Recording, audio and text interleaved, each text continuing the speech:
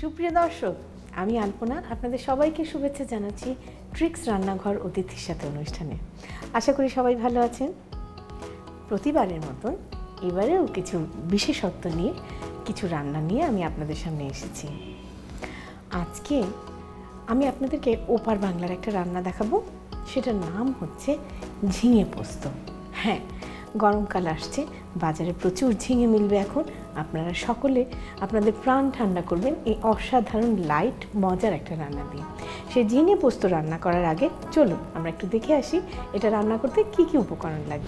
ঝিঙে পোস্ত তৈরি করতে আমাদের লাগবে ঝিঙে কিউব 6টি, সরিষার তেল 3 টেবিল চামচ, নারিকেল দুধ 1.5 কাপ, চিনি 1.5 চা চামচ, পোস্তদানা বাটা 4 টেবিল চামচ, আদা বাটা 1 চা চামচ, হলুদ গুঁড়ো সামান্য পরিমাণ, কাঁচা মরিচ ফালি 4-5টি, শুকনো মরিচ 2-3টি, কালো জিরা 1 চা চামচ, মেথি আধা চা চামচ এবং লবণ স্বাদ মতো।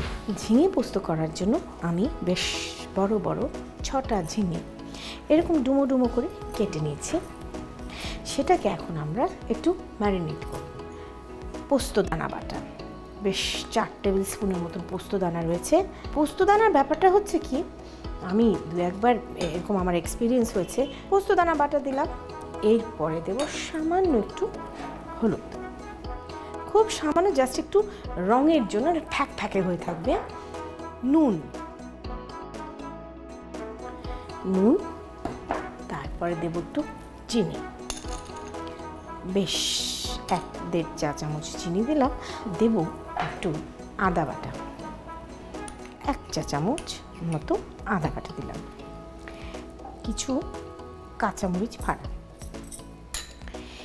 এর সাথে আমি দেব নারকেলের দুধ। আপনি যদি নারকেল কুড়িয়ে নিয়ে বাড়িতে দুধ তৈরি করে নিতে পারেন তাহলে তো খুবই ভালো, না হলে আমাদের শর্টকাটের জন্য তো ক্যানের দুধ আছে। আমি অলমোস্ট 1.5 কাপের মতন নারকেলের দুধ, মানে একটা ক্যানের মতন নারকেলের দুধ নিলাম। এবারে ভালো করে এটা মিশিয়ে নিয়ে, সুন্দর করে মিশিয়ে মাখিয়ে আপনি 1 ঘন্টা রেখে দিবেন। তাহলে প্রিয় দর্শক, আমরা ফিরে আসছি 1 ঘন্টা পর। প্রিয় দর্শক, হয়ে গেল আমাদের 1 ঘন্টা। তাহলে আমরা এখন রান্নায় চলে যাই।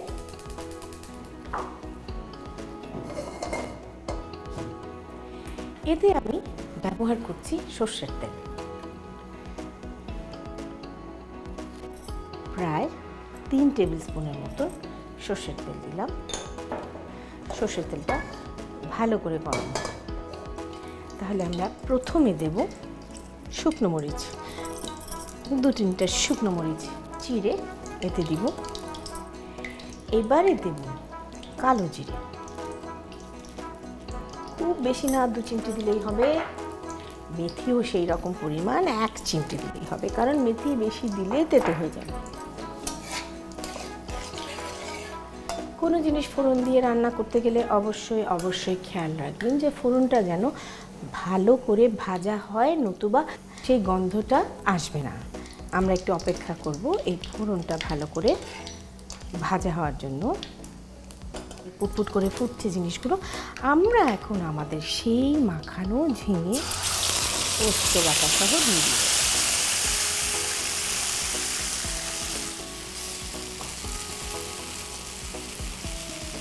ঘন পোস্ত বাটা, নারকেলের দুধ এবং ঝিঙে, অসাধারণ একটা কম্বিনেশন।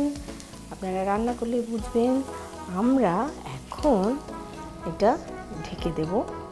এর থেকে প্রচুর পানি বের হবে, পানি বের হয়ে এটা সেদ্ধ হবে এবং অন্তত 15 মিনিট আমরা অপেক্ষা করব এটা সেদ্ধ হওয়ার জন্য। প্রিয় দর্শক, আমরা ফিরে আসছি 15 মিনিট পর।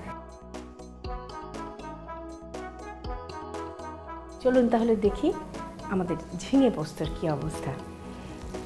হা, দেখুন ঝিঙেগুলো একদম নরম তুলতুলে হয়ে গেছে এবং সেই সাথে একেবারে পোস্ত কষিয়ে, নারকেলের দুধ কষিয়ে তেল উঠে গেছে।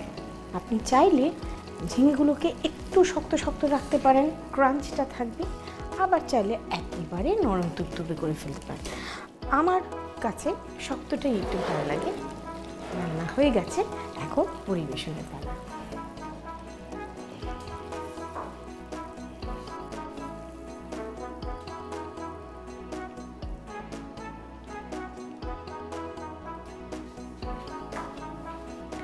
এই গরমে গ্রীষ্মের সবজি দিয়ে তৈরি হয়ে গেল ঝিঙে পোস্ত।